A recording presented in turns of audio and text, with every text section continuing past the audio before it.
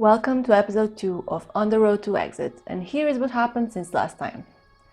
I'm selling more than I've ever sold, and I had to do an early restock. 2 years later, I'm trying to figure out freight forwarding, and it is still confusing. Someone is trying to steal my listing or trick my customers. Honestly, I just don't know. My boyfriend lost the key to our warehouse, which is just great. Remember the home photo shoot I did last time for my new product? Well, I'm getting the edited pictures back from the designer and they are just chef's kiss. As you can see, there is a common trend among most of what happened, and that is that I have no clue of what I'm doing. It is what it is. Welcome to entrepreneurship. We are all just figuring it out as we go. It's all about looking cool while at it, so let's get into it. So, starting where we dropped things off last time, things were going pretty well. Product number 1 was selling crazy amounts by some sort of miracle, and my only problem was honestly trying to keep it stocked and staying on top of the inventory topic. This is obviously a very big deal, but it is also a very good problem to have in a way.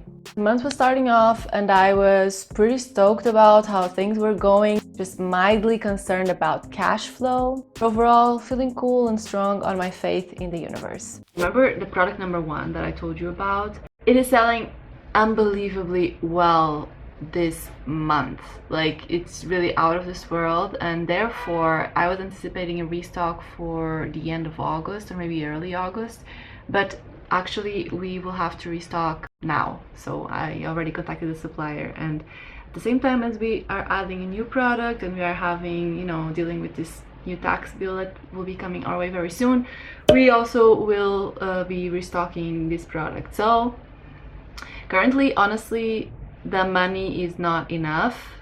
However, everything will work out, because we are selling more, and we always have the initial payment and then the balance payment when production is done. Production lasts for a month, so everything will be fine when we get there, I'm sure. This month is being a lot more dynamic than I thought it would be. And with the need to restock early our product number 1, this will also be the first time in which we will have 2 different shipments coming in Europe at the same time. Then another thing that I'm studying at the moment, I think is maybe interesting for you to know. What I am trying to investigate is if we can somehow consolidate both shipments before they leave China, because it is way cheaper.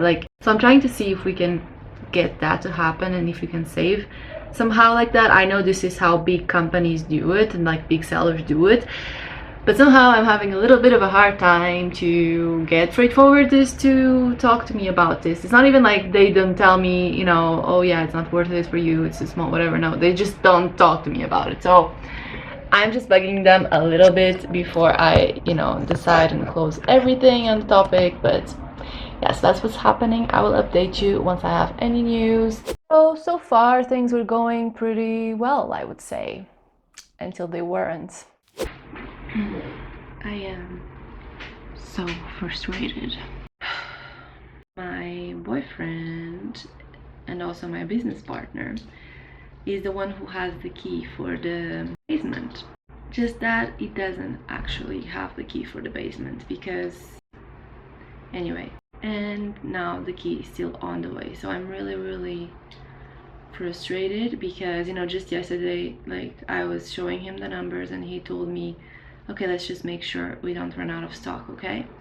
I'm like, yeah, sure. So, it has happened before that we run out of stock, and then we just lose thousands of euros every time you run out of stock. So I'm just paying such close attention to this product, it will not happen. And then yesterday when I checked the numbers again at 11 p.m. I noticed that our stock halved, and I just did everything. I went to Amazon, I created a new shipment, I asked for the collection, and then today, this morning, I was like, okay, I needed to go downstairs to get this box, and he doesn't have the key. So yeah, I'm just really frustrated. And then in my mind, this basement actually doesn't have a door, it's just a lock kind of thing. I'm like, okay, so in our building there are builders, we can ask for this thing to break the lock. I go there and I buy another lock, it's 5 euros. I don't need to change anything, the collection still comes at 10 a.m. all fine. Or we rent this tool to break the lock. Same thing, they will deliver the tool, nothing needs to change, all good. So, you know, this is my job, this is what I do, I need to find solutions, and it's also not a big problem, you know, it's just a lock that's in the way of me and my inventory. For him, however, he has a job, so he's stressed with his job, and he doesn't want me to stress him out. So he's like, yeah, let me do that after work. I'm like, after work, it's not like, this is my job, what do you expect me to do? There is a fire I need to put out, and I'm just sitting here the whole day watching my stock deplete, and then we run out of stock again. Like, this is not good enough, you know? And you know, like, it's obviously not his fault, I'm not upset at him, I'm just frustrated at the situation, because once again, there's something I could do to solve this problem, but I cannot do it. So yeah, I guess it's a good problem to have, but it's also a problem that I could easily avoid. I just checked the status of the key, and it's still going to take a few days to get here, so I guess we run out of stock then. At this point, I was honestly feeling so defeated.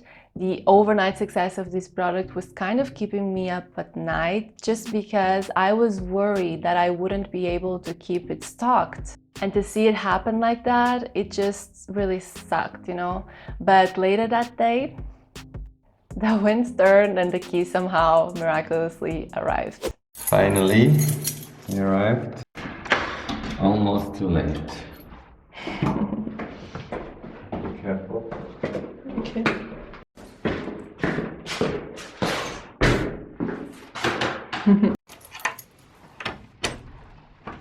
So glamorous. It's the real shit.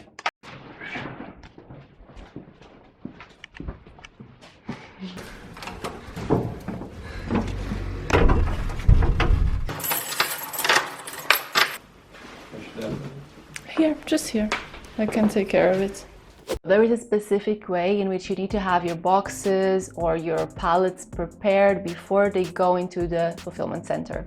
These specific boxes, they came in directly from the ship to my basement. You know, this is how we started the business. Very rudimental, very, you know, trying to save on costs in any way we can. The next shipments, the ones that we are now bringing in, are already going directly to the warehouse where they will do all of the prep for me. So I need to admit that prepping these last few boxes, it's kind of nice and a little bit nostalgic as well.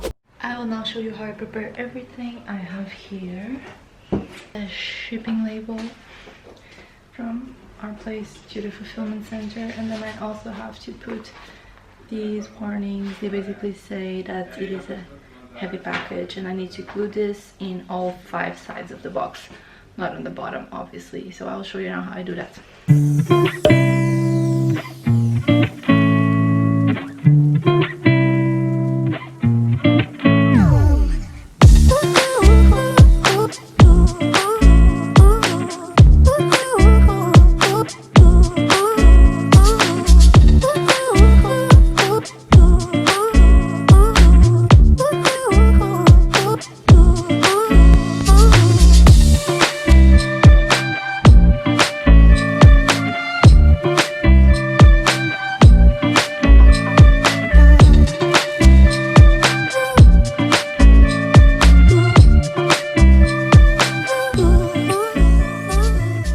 That was that. The next day UPS came and took it to the fulfillment center.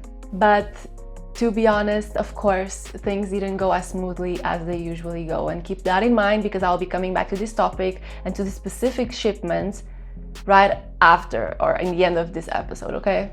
So at that point, everything seemed to be fine, and I was again on cloud 9 because I had just received the edited pictures from the designer for my new listing of my new product. It's an exciting day. I just got back the pictures from the designer. So remember last time we were taking pictures of my new product in my living room with my brand new professional studio, at home professional studio. And I got those pictures and I sent them to the designer that I usually work with on Upwork, and she just returned the pictures and they are amazing as always. Like, I think the key thing and the secret to taking good pictures for Amazon, if you take them yourself, is to really plan them in advance. So you do competitor research, you understand what type of pictures they have, what type of infographics, and you really decide all of the different pictures that you need. And then of course you need to have good lighting, you need to have the proper setting, and then you have them properly edited by a professional, and don't save money on that. And I'm just so amazed. This is really good. But as you may know, getting ready to launch this product is not only about having great pictures, it is also about having great listings, and also the listings to be live and translated in all of the European marketplaces. Not to mention that I was still trying to figure out the bonus product topic with my supplier. And also what I'm doing today is that, so I have my basic English language listing, and then I had it translated to German, which is Germany is my main market.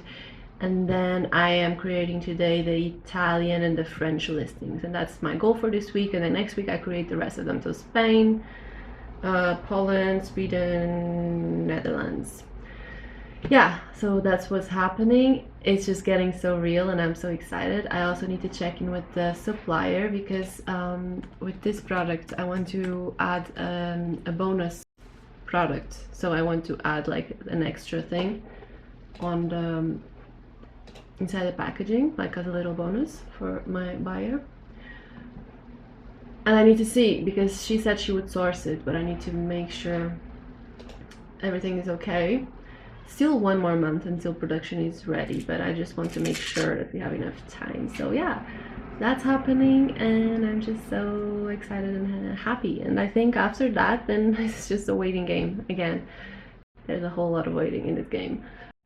Because yeah, then I've done all of the things I need to do. I think in the next month also what I'll be doing is just some product research so that I keep feeding my product pipeline and I know exactly what product I want to go next once this one starts selling and I get my money back, so that we keep on growing.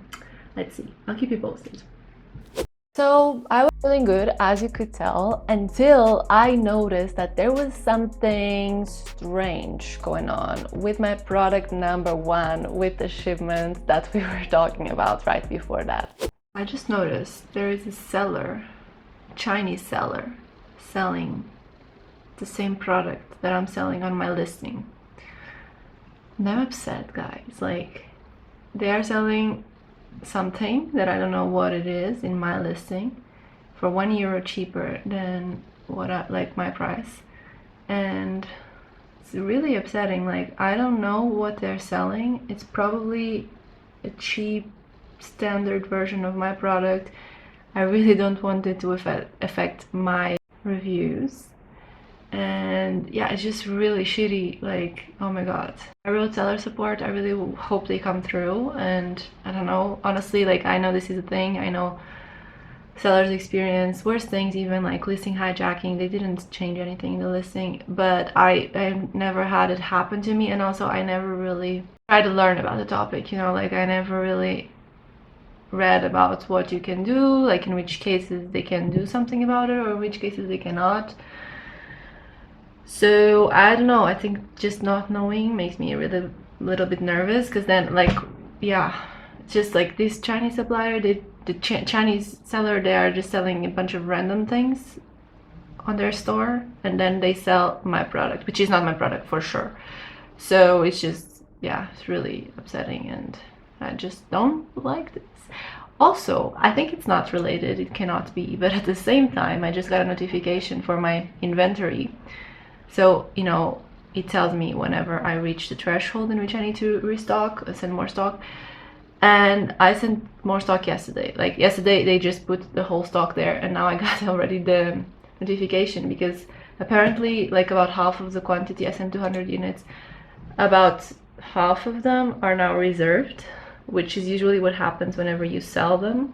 I didn't sell them, like, at least they're not showing up on my orders. And also I could never sell 95 units unless it would be someone trying to take over my inventory, right? But anyway, it wouldn't make sense because they would be buying it at full price to selling it for cheap. Anyway, I noticed that for this product, it was my first product ever, so yeah, I didn't have inventory protection set, so I just set a maximum quantity that people can buy. But it's like, what the hell is happening today on this listing? It's so nerve-wracking. I hope they come through. Like, guys, if you want to like make a better experience for sellers, like this is the type of things you need to address. Like, it's obvious that I'm a real seller and that, you know, I'm telling you, like, this is my product, I've been selling it for years. They better kick this seller out of my listing. I don't know, I'm just saying. You want to know what happened next? Then make sure to like this video and subscribe to the channel because episode number 3 is coming right after this one. If you want some more resources on Amazon FBA, then make sure to head on to the description box where I have some resources that I created for you in there. Please make sure to download them and yeah, write me if you have any questions. Thank you so much for watching and bye!